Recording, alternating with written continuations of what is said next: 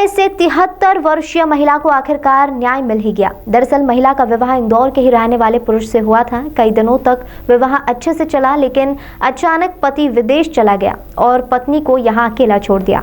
महिला द्वारा 2015-16 में भरण पोषण को लेकर केस चलाया गया, जिसके बाद पति से संपर्क हुआ तो पति ने इस महिला को अपनी पत्नी मानने से इनकार कर दिया, जिसके बाद कुटुंब न्यायालय ने शादी के साक्ष्यों के आधार पर कई तरह के दस्तावेज प्रस्तुत किए। आखिरकार न्यायालय ने माना कि यह उसी व्यक्ति की पत्नी है और उसी के आधार पर आज 73 वर्षीय महिला को न्यायालय से न्याय प्राप्त हुआ है और 4,000 रुपए की राशि प्रति माह भरण पोषण के आधार पर देने का आदेश जारी किया गया है। कुटुंब न्यायालय इंदौर में श्रीमती प्रवीणा व्यास मैडम द्वारा न्यायाधीश जो हैं उनके द्वारा एक महत्वपूर्ण फैसला सुनाया गया। 73 वर्षीय महिला को पत्नी होने का दर्जा दिलाया, मांग में सिंदूर बनने का हक दिलाया।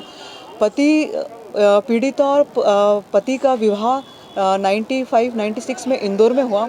पति काफ़ी समय तक रहा, फिर कुछ समय बाद उसको छोड़कर यवतमाल चला गया और जब पत्नी ने भरण पोषण की मांग की, अपने हक की मांग की, तो पति ने किसी भी प्रकार का कोई सहयोग नहीं दिया। पीड़िता ने न्यायालय के समक्ष पत्नी होने के नाते भरण पोषण की मांग की तो पति ने कहा कि ये तो मेरी पत्नी नहीं है बल्कि मेरी बहन जैसी है।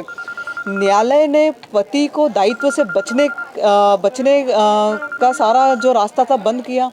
हमारे सारे दस्तावेजों के आधार पर, नज़ीरों के आधार पर पीड़िता जो पत्नी है उसको पत्नी का दर्जा दिलाया और वो हक से कहा कि आप की पत्नी है, आपको भरण पोषण देना है। इस प्रकार पति को 4,000 रुपये महीना आदेश दिनांक से भरण पोषण का आदेश दिया। ये एक प्रकार में अनोखा मामला है कि कोई पति अपनी पत्नी को इस नाते नहीं छोड़ सकता है कि मेरा कोई ठोस आधार नहीं है विवाहिता होने का, तो एक तरीके का अनोखा मामला है। सर, ये 73 वर्षीय महिला है और इसने 2015-16 में प्रकरण लगाया था। श्रीमती प्रवीणा व्यास मैडम द्वारा महिला को न्याय दिलाया गया और उसको आदेशित किया कि 4,000 रुपये महीना इसको भरण पोषण देना है।